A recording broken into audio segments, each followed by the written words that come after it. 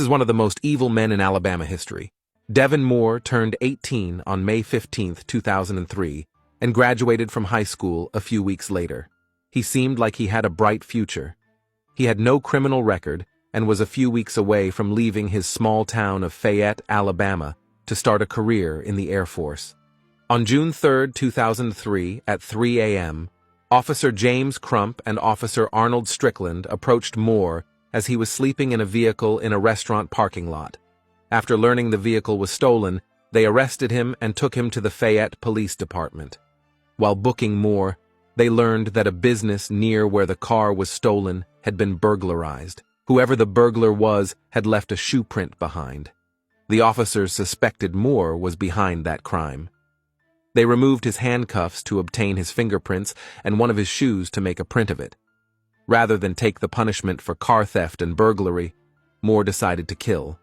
He grabbed Officer Strickland's pistol and shot him in the head. Then he walked across the hall and shot Officer Crump in the head. As he was leaving the station, he ran into police dispatcher Leslie Mealer and shot him too. All three men died at the scene. Moore went to the Fayette Fire Department, which was in the same building as the police department, and told a couple of firemen that something bad had happened up front.